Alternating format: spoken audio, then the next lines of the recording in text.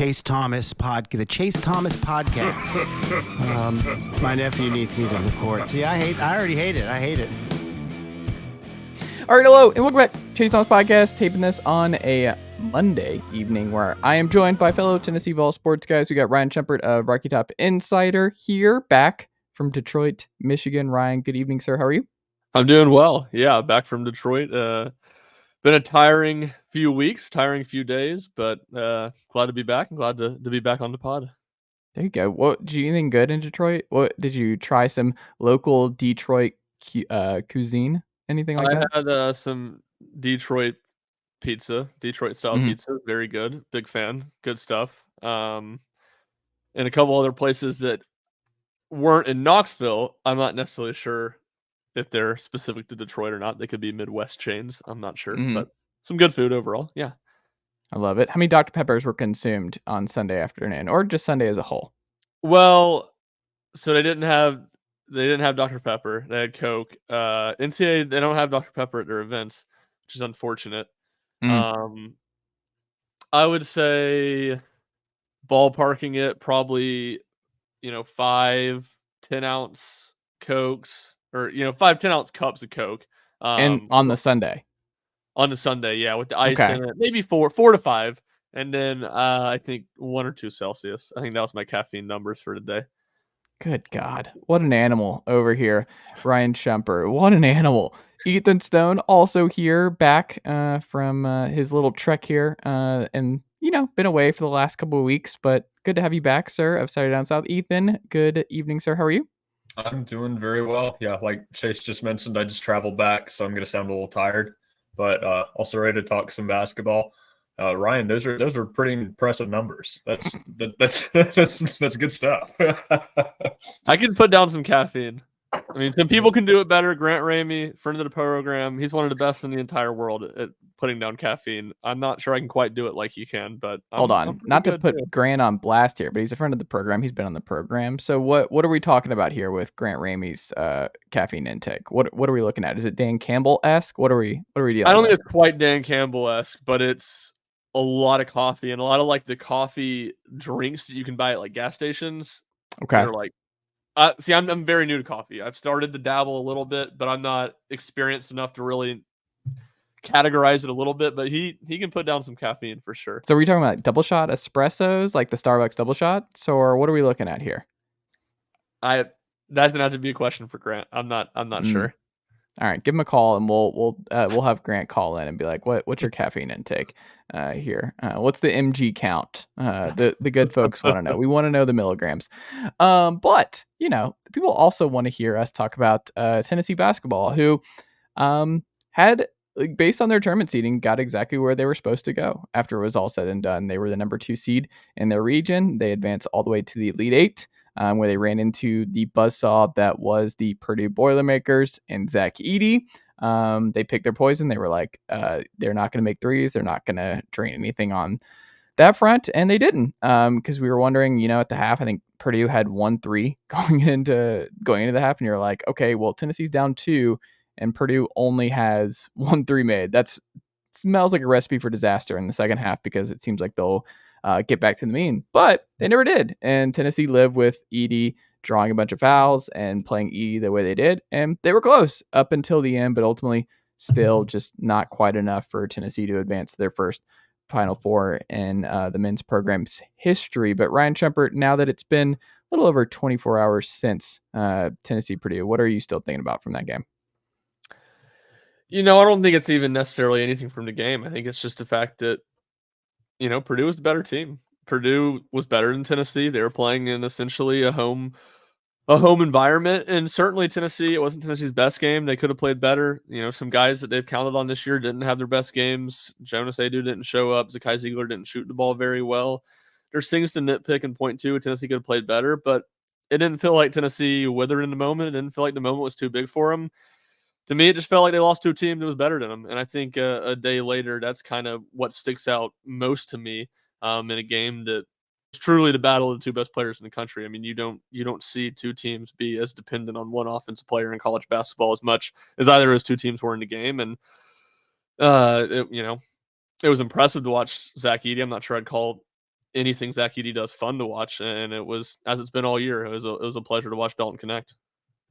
I mean, flamethrower. I wish there was like the counting stats and like the advanced analytics stuff for college as we do for pros, because I would like to know what Dalton Knecht shot from the corner this year, because I'm gonna say it was a preposterous number. His shot diet is just so NBA ready, and it's just so clean. The stuff, like everything from the corner, I was like, he's hitting that. I mean, it's obviously the best shot in basketball, and the most efficient shot, I should say, in the game, and he's quite good at it. And I'm gonna miss that how easy he made it look to score. But Ethan, 24 hours later, is your takeaway the same as Ryan, or do you have a different takeaway? Mine was exactly the same as Ryan, honestly. But I'm to go off it a little bit. I think I tweeted it yesterday. But the biggest thing I'm thinking about still is just, man, Dalton Knecht, Santi, Josiah. We're not going to be able to watch them anymore. And obviously, Dalton Knecht's the guy that everyone's going to talk about. He had one of the best seasons in Tennessee history, one of my favorite Vols ever. Delivered one of my favorite basketball seasons ever, regardless, NBA, college, any team, all of my teams.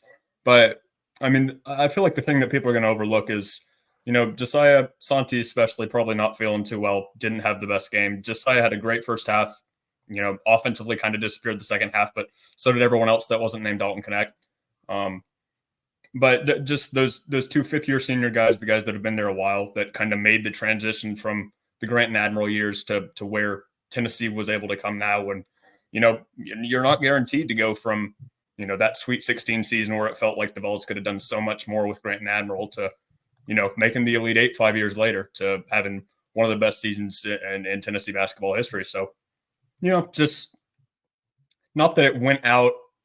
Not even that it went out in a bad way for those guys. It's nice to see, even though, Tennessee fans are down and obviously it feels like they could have done so much more, and it feels like they could have played a better game. The fact that they got there in the first place, the fact that they were able to kind of culminate something with a player as special as Dalton.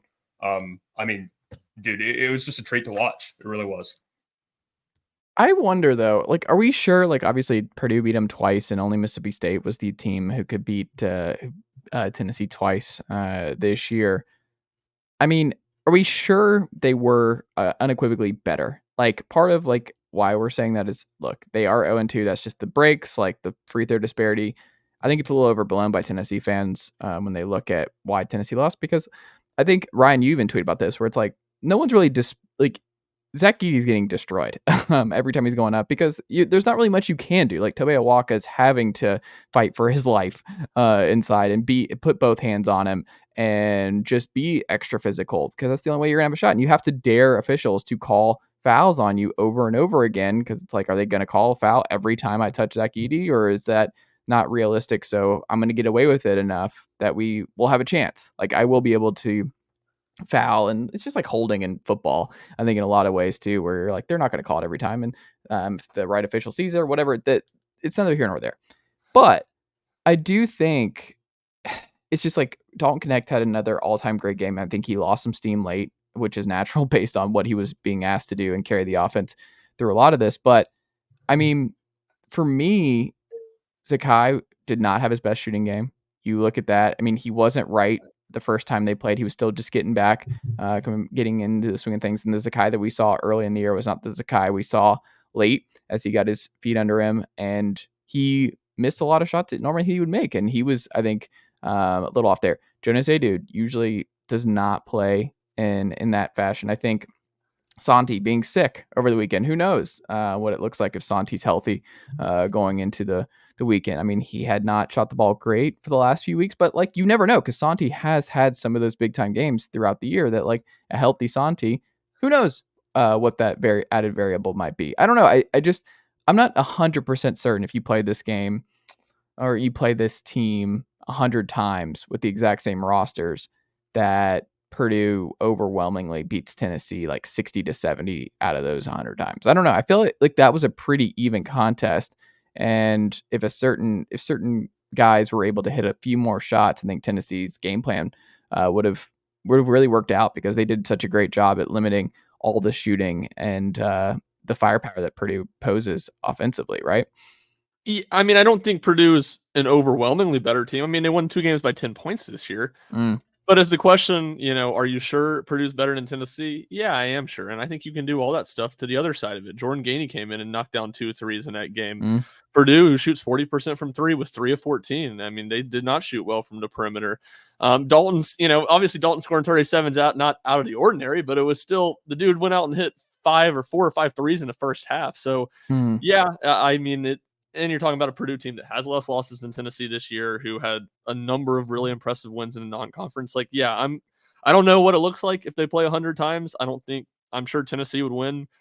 They certainly wouldn't. Purdue certainly wouldn't win 70 of 100 meetings or anything like that. Tennessee would have their fair share of wins.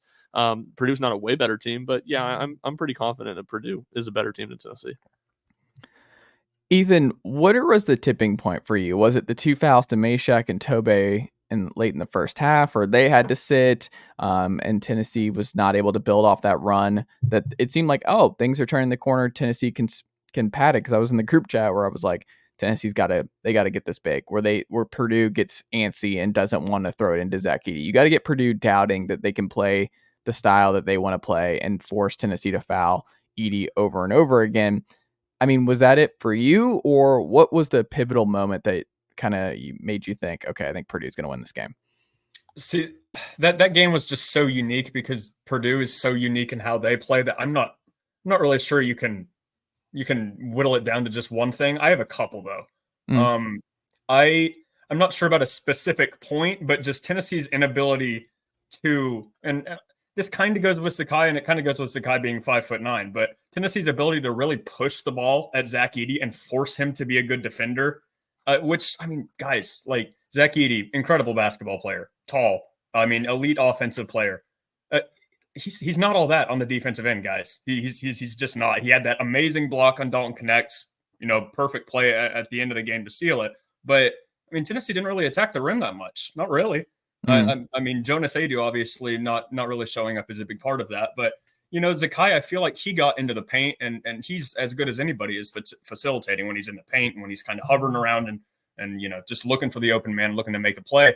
It felt like part of his struggles came just from the fact that he knew that there was a guy that's 7'4" that's 1.5 feet taller than him, just lurking. Not even the fact that he was playing good defense on him, just that he knows he was there. It obviously got into his head. And, when Zakai's struggling, I say struggling, he had like 9 assists. I mean, he still was able to facilitate and play a good enough game in the way that he's able to.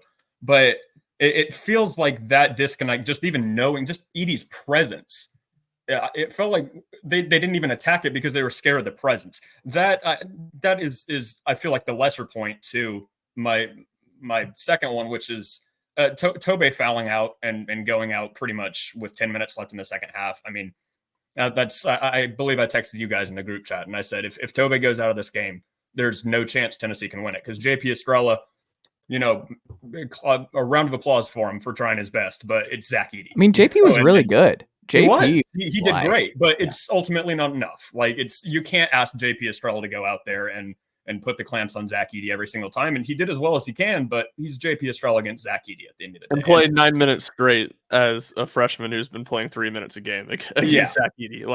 It's hard to ask him to do that. I mean, you can kind of put Tobe's 4 fouls with like 8 minutes. It was earlier than that. I can't remember exactly off the top of my head. But when he started running into the serious foul trouble in the second half, paired with the fact that, bless his heart, Jonas just never showed up, not once. He didn't really do anything right the entire game. That just buried Tennessee, it feels like. If you can't have a guy that can at least put a little bit of pressure into him, put a little bit of pressure on the rim on the offensive side of the ball so that you can, have just a little bit. I mean, I'm not even talking about fouling Edey out or anything like that. Just putting some pressure on the rim so it can ease off Dalton a little bit when he's starting to get tired in the second half. So yeah, I'm not sure you can put it on on one concrete thing, but those would be my takeaways in that aspect. That's how Tennessee could have played better and found a way to win it. I mean, Ryan, when we talked about in the group chat too, and this speaks to like the foul trouble with Tobe that Ethan's talking about, like part of me was just because Mashack was so important, because Tobe was so important the previous game, and with how the matchup was going, that you just kind of felt better about those two. And Mashack especially, where I wasn't really worried about Jemai Mashack fouling out. Where I think he's just a really, really smart basketball player and knows like what the limits are to his fouling and what kind of defense he can play and what kind of press. But I mean, we talk about Takai and how important he was for this team, and he is a good on-ball defender, but there are limitations. Like there was a back-to-back series where Zakai there was one, I think it was it an oop at one point where Zakai just doesn't see a backdoor cutter. I forgot who it was, but it was on Zakai, and I think Josiah was really mad, really animated at the moment. Do y'all remember what I'm talking about in the second half where Josiah got it? It was late in the second half, but anyway, like there are just limitations, and what Jemai does, he's just longer. He's longer. He can defend more guys than Zakai can, and Zakai is great in a lot of different ways. But Santi not being 100%, Jordan Gainey being, I mean, he played a lot of minutes. Like Jordan Gainey really had himself a good weekend overall for Tennessee and gave Tennessee valuable minutes. But I mean, Jemai, I just think he had to play more than what he ultimately played in this game because he was plus 12 in the game on Friday. And I think you just live and die with Mashack because 19 minutes was just not going to cut it, I don't think. And I understand the offensive stuff with Jemai, but he was one of your best five. And I think the 2-foul rule at the end of the first half and keeping him out while Purdue was going on a run and just what he does, because like you don't think about him impacting Zach Edey, but he does. Like he gets his hands in there, and if Zach's not paying attention when he's posting up, I mean Josiah and Jemai were doing that all game long. They like when they were coming to help, they were looking to see if they could rip it from Zach Edey as he was posting. I mean, I don't know. I would have rode Jemai Mashack 30 plus minutes in this game, and I just think he had to play more even with his early foul trouble. Yeah, I mean, I leave every game thinking Jemai should play more. So I agree with that on its surface. I'm not sure quite 30 minutes. I feel like he had to play, but 25 plus. I mean, I leave every game feeling that they should have played Jemai more. I mean, he was their best player Friday night, maybe. You could just say, like, what he did. Like, I don't know if you win that game without Jemai. Yeah, you probably don't. I mean, Creighton's got 3 elite scorers, and he completely took one of them out of the game. So, yeah, no, I agree. And you're never going to find a better role player than what Jemai Mashack does. And you said it in the chat, and you pointed to it here. Because to me, going back to the original question you asked Ethan, where the game was lost, it was the last 5 minutes of the first half when you go on a 15-2 run and immediately give a 15-2 run up. And you kind of backed off the Iwaka stuff, but you point to the foul trouble and not playing those guys with 2 fouls. And I agree. I would not have been scared to play Jemai with 2 fouls in the first half. I 100% think they should have benched Tobe because Tobe was going to have no problem picking up 3 fouls in the second half, as we saw.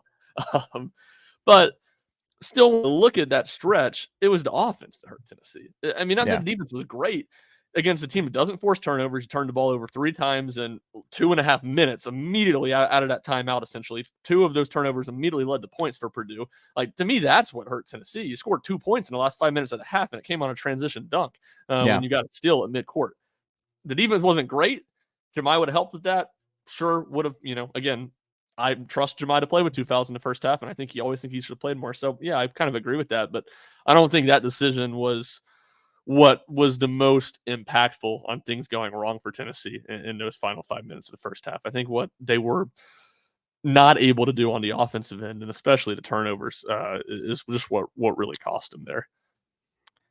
Yeah, I mean, when you look at it, Ethan, too, is when you look at the offensive issues, was it one thing that kind of stood out to you as to why Tennessee could not get anybody going outside of Dalton Knecht? Was it just Purdue was playing good defense? Was it just certain guys shots not falling? Because Zakai was 1 for 8 from 3, and he had a lot of good looks. Like, that's the other thing. If you go back and watch those shots from Zakai, there's so many that you wish you could have back because Zakai had some really, really good looks that he missed. And it's a different game. You lose by 6. And if Zakai is able to hit half of those open threes, it's a different game. It's a thin margin when you're in the Elite Eight and to make or miss league. And those are just critical shots. And I don't know, what was it for you as to why the offense just could not get going around Dalton Knecht?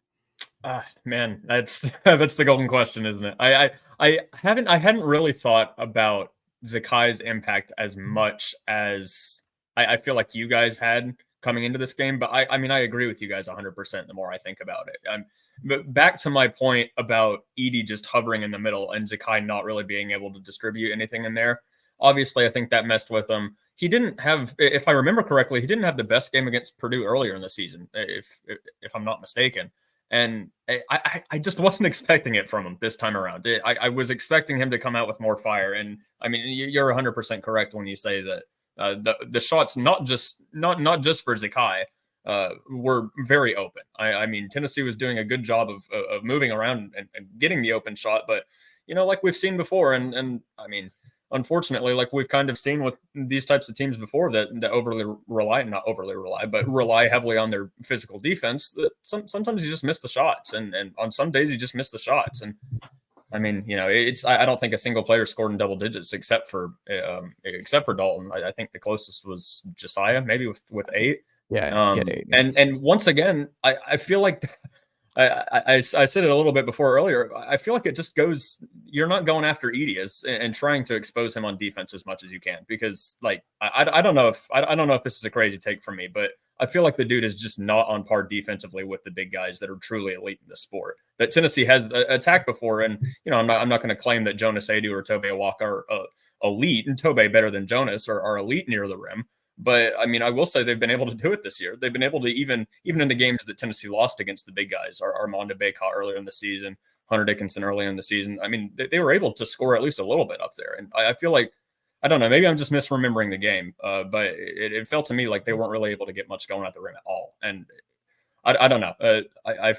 You see Fairleigh Dickinson with guys that aren't above 6'6" last year going after the same Edey guy, and they were able to get in the paint and they were able to score. I feel like Tennessee should be able to do the same. Ryan, do you think we should have seen some Cam Carr again in this game? Not necessarily. I don't think it makes a. I didn't leave that game. This is the first time I've thought about that question. I mean, it was something I wrote down where, I mean, he hit that gunner. The dude is not afraid to shoot. He is not afraid to shoot. I think he's one of Tennessee's 3 best shooters. And when you have offense, I don't agree with that. Cam from deep? Yeah. This year, who do you trust more than Cam? I mean, I love him, but yeah, I'd agree. I don't know that. I don't. Wait, know who's number 2 then? Dalton. I mean, to me, there's a list of Zakai, Josiah. Zakai was 1 for 8 in Edey. this game. Yeah, I understand that, but Cam was about 2 for 12 on the year. So yeah, right with the guy who's been out here hitting shots all season is what I'll say. And I think it's getting lost here too, because they did shoot 1 of 8, and you're absolutely right. So many of them were open looks, great looks that you'd expect him to knock down a couple more. Tennessee shot 43% from 3 in this game. Yeah. And if you take Dalton out, they still shot 37. It wasn't like they shot horrible from the perimeter. I go to what Ethan said. Now, I do think Ethan's underselling Zach Edey a little bit in his rim protection, but that's fair. Tennessee couldn't score at the basket. And Dalton, for as good as a game as he had, he did not shoot very well in those elbow jumpers. And when he couldn't hit those shots on the drop coverage, I think it never forced Edey to have to come out. And it took away Tennessee's chances to get to the basket. So that's what I'd say. And then the other one, look, Tennessee fans have said it all year, and they're like, Josiah needs to be more aggressive. Josiah needs to be more aggressive. And I've probably said it on here. When Josiah's not shooting well and Tennessee's playing well offensively, why does he need to be more aggressive? Well, this game, Tennessee wasn't very good offensively, and Josiah was shooting well. He should have. Yeah. I thought he should have been more aggressive. I thought Tennessee needed Josiah to make it an emphasis to get to that 10, 12-footer in the middle, which he did a couple times, and I know he missed one in the second half, but it was a good look, and I think it bounced right around the rim, could have fallen. This is a game where I felt like they could have used Josiah to be more aggressive because he was shooting well, and they were struggling to score inside, but Josiah's never an inside scorer, and he was shooting it pretty well. It was a game I'd have liked to see him be a little more assertive offensively. And then to Ryan's point, go ahead. Real quick, to add to Ryan's point, I agree 100%. By the way, he shot the ball 4 times and he made 3 of them. I mean, like Josiah, I don't think he attempted a field goal in the second half. Did he? Maybe 1. I don't think so. Maybe Josiah? 1. Yeah. He took 2. He had a 3 on. Was the 3 in the second half or 2, and then he hit. I thought both the 3s were in the first half myself. But I could be wrong. I could be misremembering. I think he hit it really early second half. Okay. Like Tennessee's first basket in the second half, and then he missed one. That 12-footer I was talking about was somewhere midpoint in the second half. And I will say, Cam Carr 5 of 18 from 3 this year, so better than I thought. Still not great by any means, but better than I thought it was.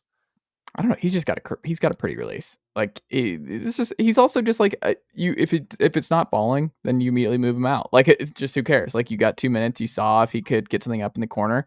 I don't know. I'm excited for Camp Carr next year. Also, I also want to Same. clarify something about Zach Edey before someone Mm-hmm. says that I say that Zach Edey is a bad defender, because I do not think he's a bad defender. I mean, you However, can say that all you want, Ethan, but the title of this episode is Ethan Stone thinks Zach Edey is a bad defender. So it's getting a YouTube clip.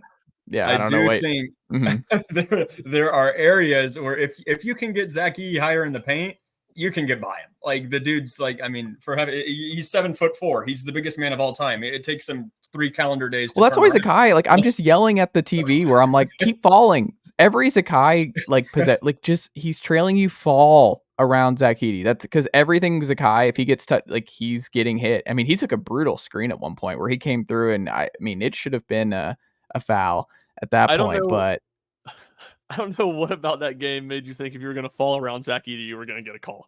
No, I'm just saying, falling around Purdue. He got 3 of those calls. He got 3. Possessing the ball, and they called a jump ball on it. That's true. I don't know, but he did get 3 foul calls when he fell. Like, he got 3 in this game. Yeah, fair enough. I don't know. I just think it's something I as someone who was a shorter basketball player in my AAU days, any kind of action when you're playing around dudes who are a lot bigger than you, the contact looks way worse when you get hit. So it's just one of those. It's okay to lean into it when you're in the NCAA tournament. Lean into the contact. Who was it? Who just wasn't Creighton? Who were we playing that just loved to make the contact look way worse than it did? They would just throw their heads up. Who? Fletcher Lawyer, I think. I mean, he. Well, it's just one of those. Was that him or was that? I might be. No, thinking of someone. It was Fletcher Lawyer. Yeah. Well, you know the one I'm talking about. Oh yeah, the flop. Like he got shot in the head when the guy like barely touched him. Yes. I mean, when you look at this team though as a whole, Ryan, like, I think part of it is like, look, you made the Elite Eight, you wanted to make the first Final Four, whatever. This is the hardest tournament to win of all the major ones. It's the hardest one to just stay perfect and make it through multiple weekends and single elimination tournament. Tennessee ultimately had a tough draw. Like, North Carolina had an easier draw than Tennessee, and where Tennessee could have been, and they get eliminated before. Duke has the easiest draw with the way their region unfolded for them. They can't get through. Tennessee had a pretty tough draw when all things considered, and they make it all the way to the Elite Eight, 1 game away from the Final Four. I mean, it kind of hurts a little bit more because if you had won this game, you feel really good about beating NC State twice, based on what we saw the first time you played them, that like you were looking at a national title appearance potentially going into that, because I think you would have been favored by a pretty healthy amount against NC State. I feel really good about Tennessee, NC State in the Final Four, but like, you made it to the Elite Eight. This was an extremely good team. Dalton Knecht was a lot of fun. You're going to lose Santi and Josiah going into next year. We'll see about Edey. Maybe some other guys like Freddie DeLeon or whoever. But like, this was an extremely fun year. This is an extremely good basketball team. They were fast. They still were able to show that Barnes could have a great elite defense and also, and not an elite offense, but a really good offense. They were 23rd, I think, in offensive KenPom by the end of this tournament now. That you just have to be optimistic, right? Like, that's the thing. Like, what is your strongest takeaway, though, from the season as a whole and what the end result actually was? Can permission to circle back to that maybe after Ethan answers it and go on a little bit of a rant about the NCAA tournament and the way brackets fall? Okay, yeah. First, credit to you, Chase, because you've been on the money the entire time about the importance of the 1 seed, and how much bigger that would have been. And I think that's first 100% accurate. Second, the fact that in the year of our Lord and Savior Jesus Christ, 2024, we're still seeding teams by region in the NCAA basketball tournament, not by Tennessee. Should have been the 2 in the West. That's the reality. They should have been the 2 in the West, and they would be in the Final Four if they were in the 2 in the West. Yeah. And to me, that part's crazy.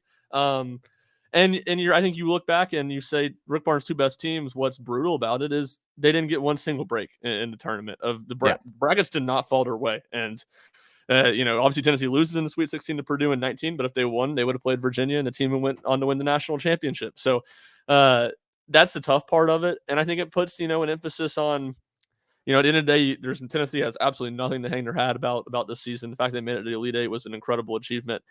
But on the reverse, it's, you watch Alabama, who took advantage of everything falling their way in their bracket, and you see the randomness of it. And you see the fact that Alabama, 2 of the last 3 years, had significantly better teams than they had this year. those teams lost in the Sweet 16. It fell their way this year, and it was a reminder of me to look back on, say, 2018 was a missed opportunity for Tennessee. You lost to Loyola, and you had easy matchups waiting for you in the Sweet 16 and the Elite Eight to go to the Final Four.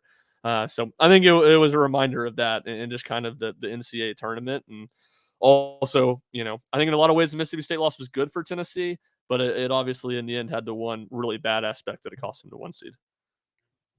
Yeah. What do you think, Ethan? I mean, the takeaway's got to be Dalton Knecht, right, from the season. That's got to be it. Like, yeah, Tennessee is, and I'll say it for this coming year too. I think we're about to get into it a little bit with transfer portal talk, but just in the transfer portal in this day and age, with the veteran guys that we've got coming back next year, the veteran guys that Tennessee had this year.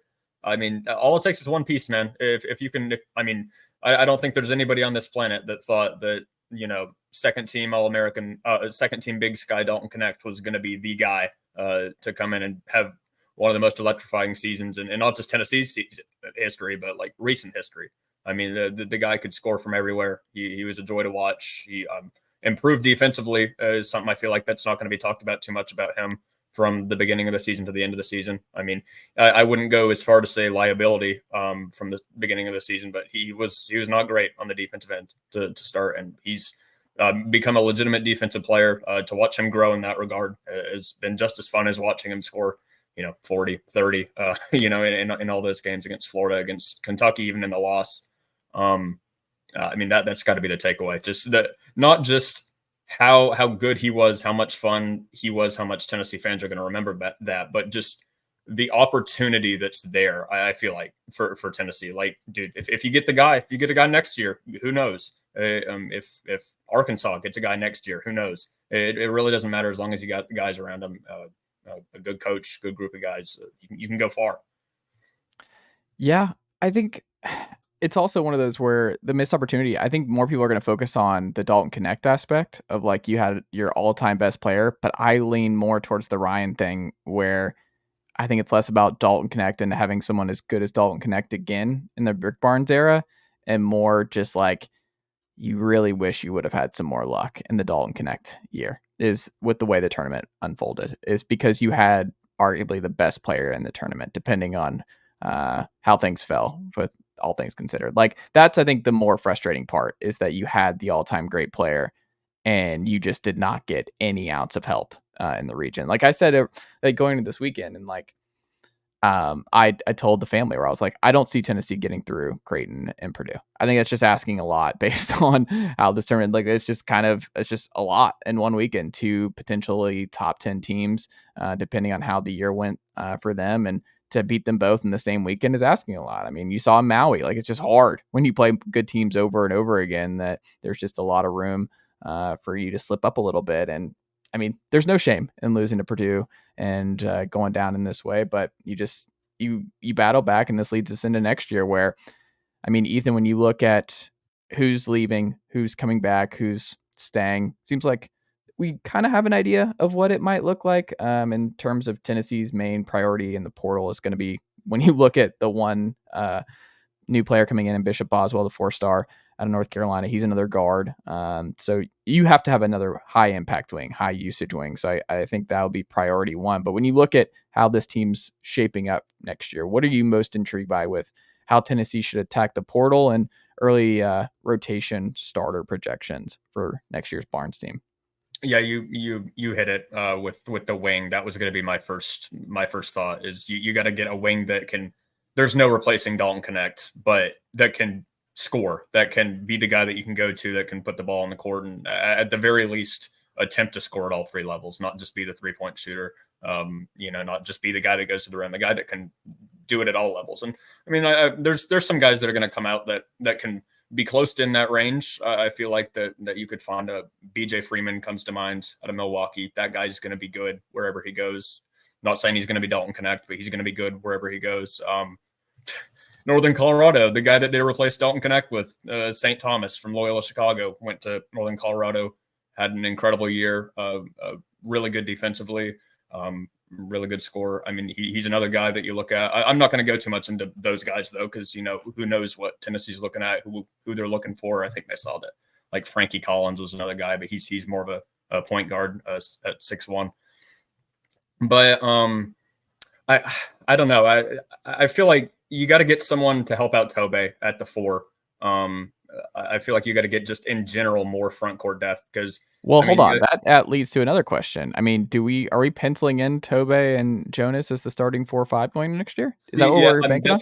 I was going to get to that because I mean, look, I'm not even going to start speculating about the transfer portal. I don't think Jonas is going to transfer, but I mean, look, if there was a starter this year that I think could, Jonas is probably the most likely option, especially with how JP Estrella played in the last couple minutes, with Tobe completely outplaying him in the most important games of the year. Now, if you ask me to put my hand on the Bible and say, do you think that Jonas Edey is going to transfer? I'd say no. He'll probably stay. I mean, he's built a relationship, and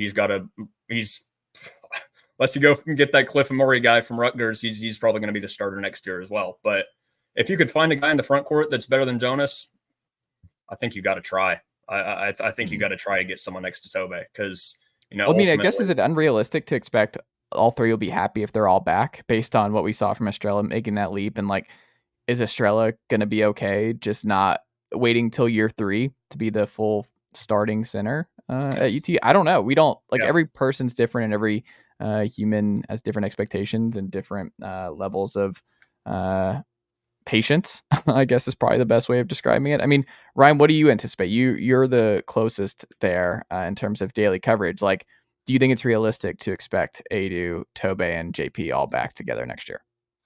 I'm fascinated by how the front court's gonna shape out. I'll start by saying that I think it's possible. Yeah, like, I don't think JP has to start. He's got to play more minutes. Yeah, which to me leads into the bigger question of, we could easily see Tennessee going back to playing a lot more 2 big men last year, and you very easily could keep all 3 happy from a minute standpoint, I think.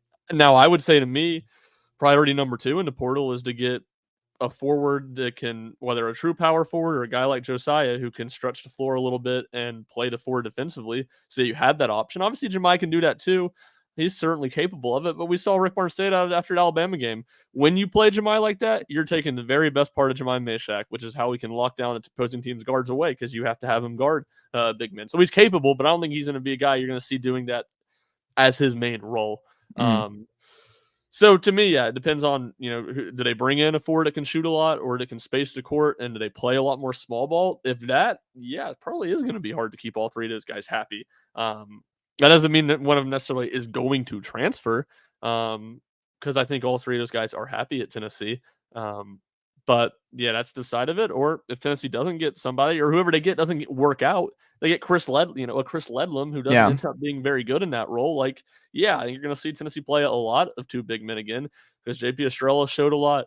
Tobe Awaka played some of his best basketball down the stretch. Year 3 is usually the big breakout year for big men in Rick Barnes' system. And if he can learn to play a little bit better without fouling, I think he has fringe all SEC capabilities. So I think it's possible, but it's also a very valid concern too. And I'm just going to be really fascinated to see how everything shakes out.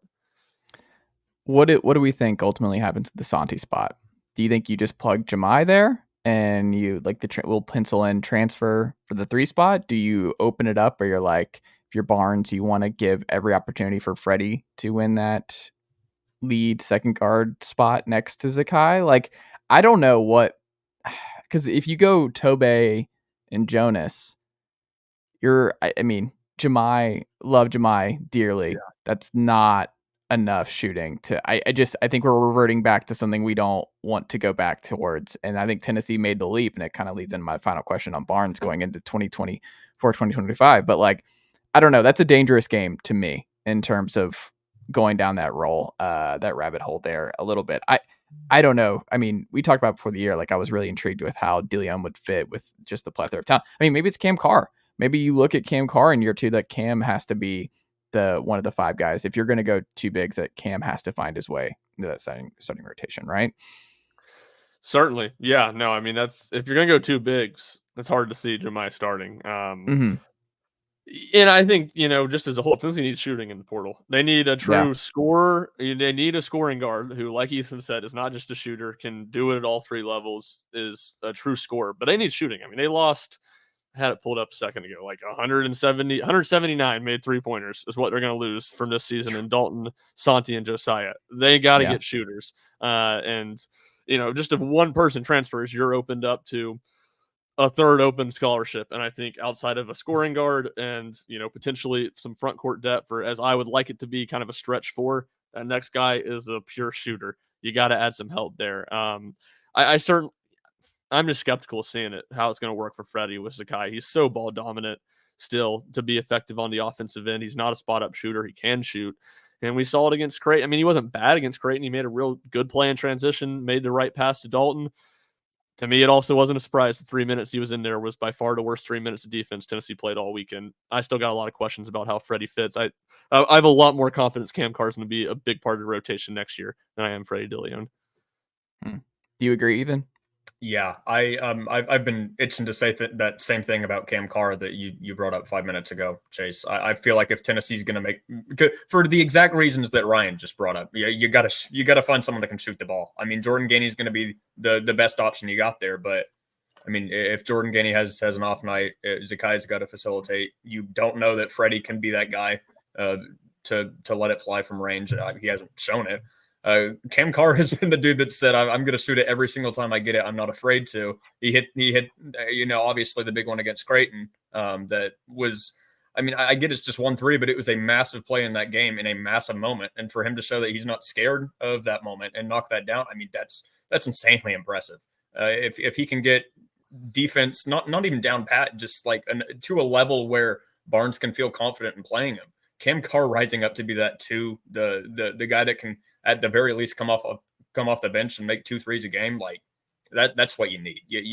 Cam Carr rising to that level would be fantastic for Tennessee. That is the best case scenario.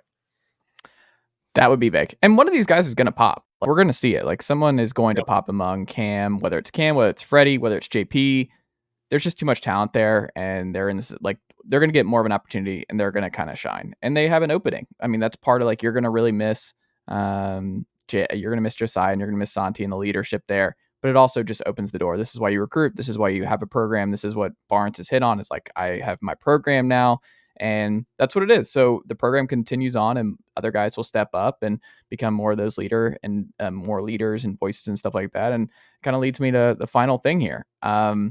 With Barnes, who I'm happy for him to be able to get to the Elite Eight and to kind of squash a lot of the narrative surrounding him. And in March, and shout out to friend of the pod, Will Warren, who had a lot of fun after Tennessee made it to the Elite Eight. So shout out to Will on that front. But Ryan, when you look at one thing you hope Barnes remembers from this year that he builds off of going into next year, what's the biggest lesson that you hope he takes away from this year?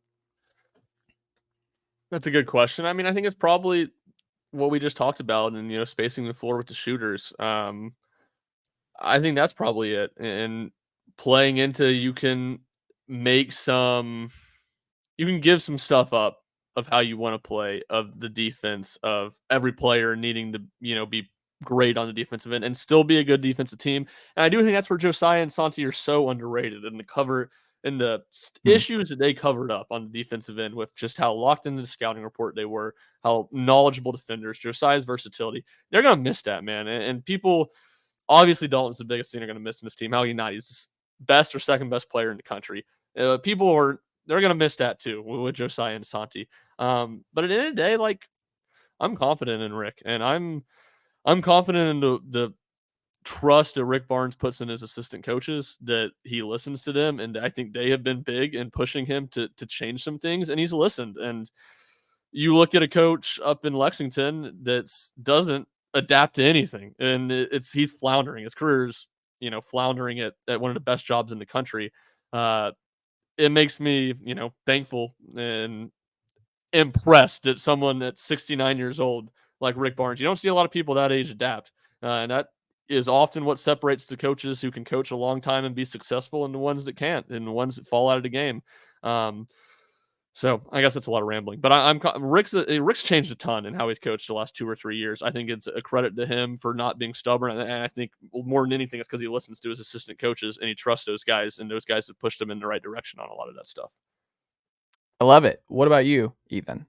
Yeah, I could have a similar point, and I could have it just to trust your veteran guys. I mean, college basketball in general right now is a veteran dominated sport. Like, look at what Kentucky did. Look at, I mean, the last truly successful one and done team was probably that Kentucky team with Anthony Davis on it. You know, like you just don't win without the older guys, and you're going to be losing Josiah, you're going to be losing Santi, but you're going to be retaining guys that have been there a while. I mean, Tobe is going to be entering a veteran year as well as Jonas. And then Zakai obviously is going to be the guy that's leading the way. Jordan Gainey's only been there a couple years, but like it's still going to be a veteran team. You got plenty of talent coming up. I mean, I said all that stuff I said about Cam Carr, and I think it's true. I think Fred DeLeon growing in the offense is going to be very fascinating to watch at the same time. But looking back and seeing or remembering that play from earlier in the year when Santi was drawing it up in the huddle, you get that shot of him just completely letting him down. I'm not going to say that Barnes has never done that before, but just seeing that, knowing going forward, it's like, yeah, Zakai is like he's going to be fine running this team. The rest of the guys, Jemai, they're going to be fine running the rest of this team, and you lose Dalton, you lose all those fun players that made that transition year. Coming from Grant and Admiral, coming to where we are. And obviously we're going to be entering a bit more of a transition year after that with losing those guys, kind of losing that end of the era. But I mean, you got to be confident looking at it. I mean, is this team going to go to the Elite Eight next year? Probably not. But you got the guys that, especially if you get someone in the transfer portal that's half as much of a contribution as Dalton was, you could go far with this team because you got a lot of veteran guys. You got a lot. I mean, it's gonna be hard, man. Like, I'm not saying it's like replacing Nick Saban, but I hate being the next big time transfer for Tennessee going into next year with the expectations that are, because the fans weren't expecting this for Dalton. Like, Dalton just burst onto the scene later on. Like, there was no high. You were like, oh, cool, maybe he could be fun. And then it became, oh no, he might be the best player in America. Like, to follow that up, I good luck to the next the transfer wing coming in here. It's not possible, but it's just not possible. But that doesn't mean that there's not optimism coming into next year. There you go. Ryan, are you ready to break down Tennessee's football nickel rotations going into the spring game? Give me another week. Give me another week. All right, we'll save the nickel conversation for next week on the show, just because I'm a nice guy. Ryan, what can the good folks check out from you over at Rocky Top Insider this week? Yeah, I had a handful of pieces recapping the season. One just talking about how I do think this is a lot of what we talked about today. One of the best seasons in program history. Really, I think the best. And the way the bracket didn't fall their way. And then one that I really enjoyed writing last night on Dalton Knecht. And, I think my lasting memory of him will be just the fact that no moment was ever too big for him. He rose, doing it all for the first time. He rose to every moment, every stage, and at the same time, he was an incredibly humble and gracious guy to be around and to cover every day. That's hard to, like, that balance. You don't see that balance much at all, and you almost feel like you got to be like a cocky guy to be able to have the burden of those expectations and those moments on your shoulders and live up to them. And Dalton proved that you don't, and he did it again in his first year seeing anything like this. The challenges and the differences he faced on and off the court this year were crazy. And to me, that's what I'll remember most about him. And it was, a pleasure to get to watch him play basketball. And then a lot of stuff we just talked about in the back half of the pod, a piece today titled "What's Next for Tennessee Basketball After Elite Eight Run?" Just looking at a lot of the questions we just talked about. Who's back, who's gone, what Tennessee has to replace, the spots they need to look at in the portal, and probably the fun part at the very end, the guys that could really make a step forward and really help this team next year, with Cam Carr and JP Estrella, to me, kind of leading the way in that group. There you go. I love it. What about you, Ethan Stone, over at Tiger Down South and everywhere else this week? Yeah, first I'll highly recommend that piece. Ryan talked about it first. Great read on Dalton. Obviously what he meant to the team, doing it with grace. I couldn't agree more. A great read there.